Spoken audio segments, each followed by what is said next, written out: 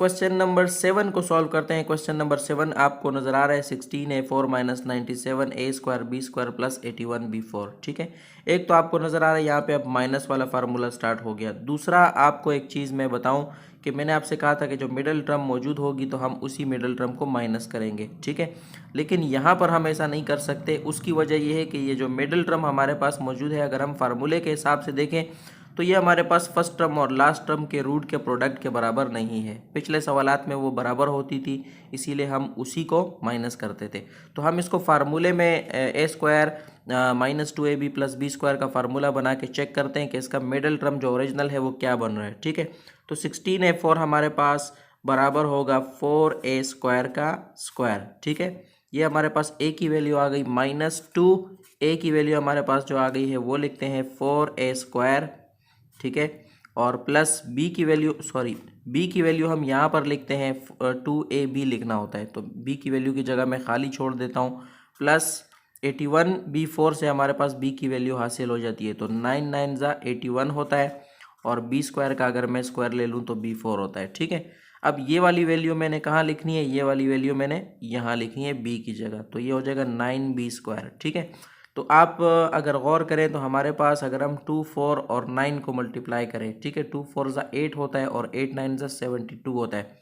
यानी हमारे पास जो ओरिजिनल वैल्यू जो आ रही है हमारे पास इसमें मिडल टर्म में वो है 72। ठीक है, तो 72a स्क्वायर b स्क्वायर हमारे पास इसकी ओरिजिनल वैल्यू आ रही है। ठीक है, बाकी हमारे पास जो इसका लास्ट टर्म है उसको हम उसी तरह लिखेंगे 9b स्क्वायर का स्क्वायर। ठीक है, तो अब स्टूडेंट्स यहाँ पर हमने देखना ये है कि मैं इसको माइनस करूँगा, ठीक है, या मैं इसको माइनस करूँगा। तो करना हमने दोनों में से किसी को भी माइनस नहीं करना, हमने पता है क्या करना है, हमने 97 में से 72 को निकालना है। तो अगर आप 97 में से 72 को निकाल देंगे तो आपके पास जो आंसर होगा 25, उसी को हम यहाँ से क्या करेंगे, उसी को हम यहाँ से माइनस करेंगे यानी सब्ट्रैक्ट करेंगे। ठीक है, तो 25 के साथ a स्क्वायर b स्क्वायर लगा के हम इसको माइनस करें। a स्क्वायर b स्क्वायर इसलिए लगा रहा हूँ क्योंकि 97 a स्क्वायर b स्क्वायर से अगर हम 72 a स्क्वायर b स्क्वायर को निकालते हैं तो हमारे पास 25 a स्क्वायर b स्क्वायर आएगा। ठीक है, तो यहाँ तक उम्मीद है आप समझ गए होंगे। आगे हमने स्टूडेंट्स क्या करना है, आपको पता है a square minus 2ab plus b square बराबर होता है a minus b whole square के। तो a हमारे पास है 4a स्क्वायर माइनस b हमारे पास है 9b स्क्वायर के बराबर, तो a minus B whole square minus 25a square b square आ जाएगा हमारे पास। अब आपको पता है मैंने a square minus B square का फार्मूला बनाना होता है, तो मैं फार्मूला बनाऊंगा। हमारे पास फार्मूला बनेगा 4a square minus 9b square whole square minus 25a square b square को अगर हम देखते हैं तो हमारे पास 25 का होता है, 5 5 5 से 25 होता है। a का अगर मैं देखना चाहूँ तो a को a से मल्टीप्लाई करें a स्क्वायर होता है, और b को b से मल्टीप्लाई करें b स्क्वायर होता है। तो 5ab का स्क्वायर लेना पड़ेगा हमें, तो 25a स्क्वायर b स्क्वायर के बराबर होगा। अब आप देख सकते हैं हमारे पास फार्मूला बन गया a square minus b square. तो आपको पता है a square minus b square बराबर होता है a माइनस b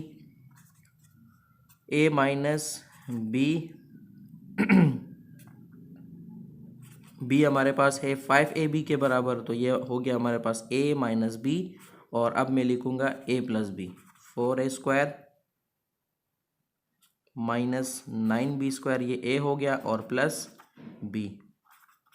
अगर आप इसको अरेंज करके लिखना चाहें a के ऑर्डर से तो आप इसको अरेंज करके भी लिख सकते हैं, यानी हमारे पास हो जाएगा 4a square minus 5ab minus 9b square. ठीक है, और इसको भी हम अरेंज कर देते हैं 4a square plus 5ab minus 9b square. तो ये मैंने अरेंज करके रीअरेंज करके लिखा, तो ये हमारा क्या हो गया स्टूडेंट्स, इस सवाल का आंसर हो गया। सवाल में भी स्टूडेंट्स हमने सेम प्रोसेस करना है जो हमने पिछले सवाल में किया है। ठीक है, क्योंकि इसमें भी हमारे पास 28 आ रहा है मिडल टर्म में, लेकिन 28 हमारे पास इसके फर्स्ट टर्म और लास्ट टर्म के रूट का प्रोडक्ट नहीं है। तो हमें इसको पहले फार्मूला बनाना होगा।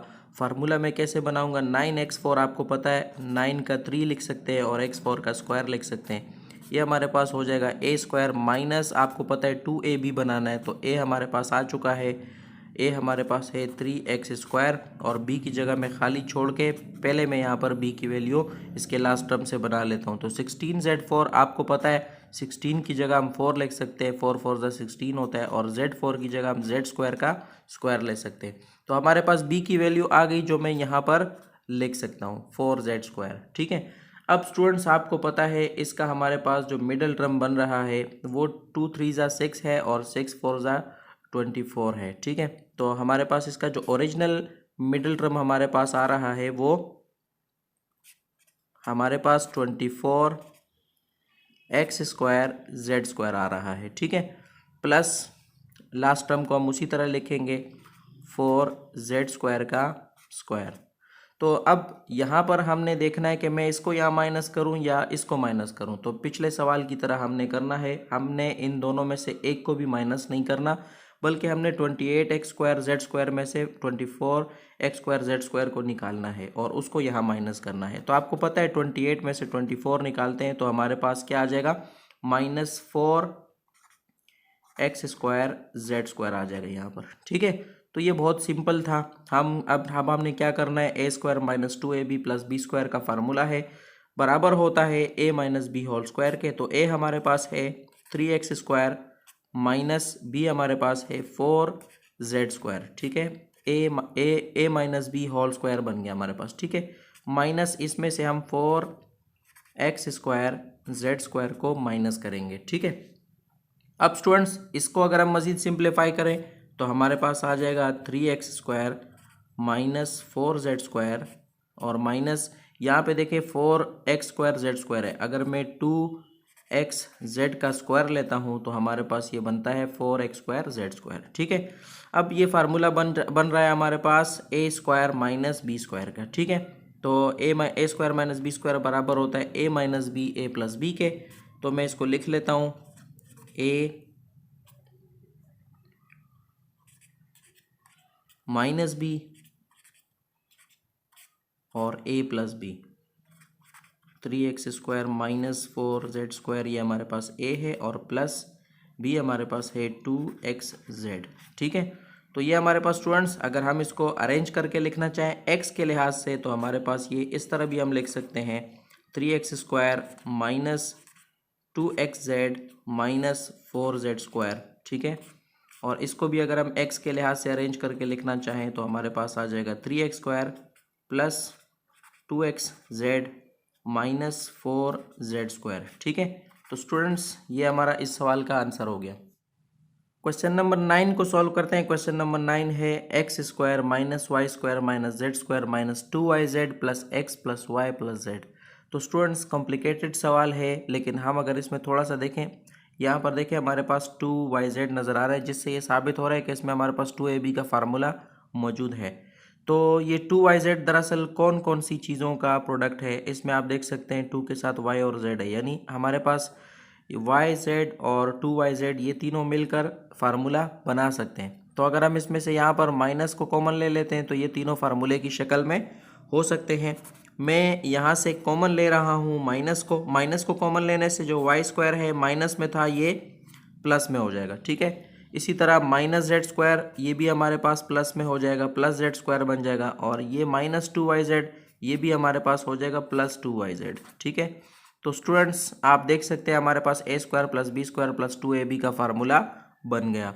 ठीक है, और प्लस x + y + z को हम इसी तरह नीचे ले आते हैं। ठीक है स्टूडेंट्स, अब आपको पता है a² + b² + 2ab बराबर होता है a + b होल स्क्वायर के।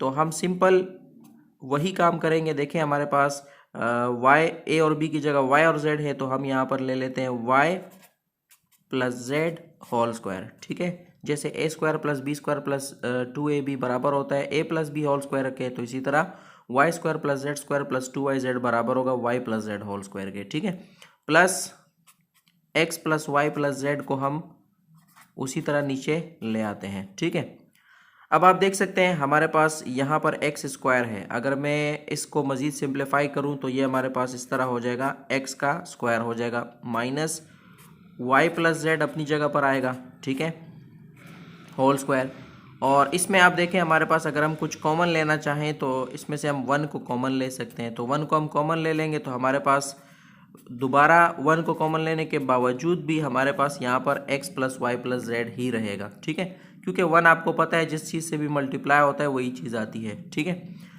अब आपको पता है यहाँ पर ए स्क्वायर माइनस बी स्क्वायर का फार्मूला बन रहा है, तो आपको पता है ए स्क्वायर माइनस बी स्क्वायर बराबर होता है ए माइनस बी ए प्लस बी के, ठीक है। तो मैं इसको ए माइनस बी ए प्लस बी करके लिखूंगा। तो ए हमारे पास एक्स है, माइनस बी अगर मैं लिखना चाहूँगा तो उसका साइन चेंज हो जाएगा। आपको पता है माइनस के साथ फिर आगे जो वैल्यू होती है वो मल्टीप्लाई होती है, तो इसलिए वाई प्लस जेड की जगह वाई माइनस जेड आएगा, ठीक है। तो ये हमारे पास हो गया ए माइनस बी, ठीक है। और हमारे पास दोबारा हम इसको लिखेंगे तो ए प्लस बी आ जाएगा। तो ए प्लस बी प्लस आपको पता है आगे के साइन को चेंज नहीं कर सकता, तो ये वाई प्लस जेड ही आएगा, ठीक है। इसी तरह हमारे पास जो plus 1 x plus Y plus z है वो एज इट इज़ नीचे आएगा, ठीक है ना। अब आप देख सकते हैं हमारे पास इस रो में हमारे पास X plus Y plus Z common है, तो मैं कॉमन को अलग लिख लेता हूँ। हमारे पास x plus Y plus z उन दोनों में से यानी मैं एक लिख लेता हूँ, ठीक है। और दूसरा हमारे पास जो चीज़ रह जाती है वो x minus y minus z रह जाएगा, ये वाला, ठीक है। इन दोनों में से मैंने एक लिख दिया, अब x minus y minus z रह जाएगा। और लास्ट में आप देख सकते हैं यहाँ पर 1 था तो वो 1 रह जाएगा, जिसको मैं इसके साथ शामिल कर देता हूँ x minus y minus z के साथ। तो ये स्टूडेंट्स हमारा इस सवाल का आंसर हो गया।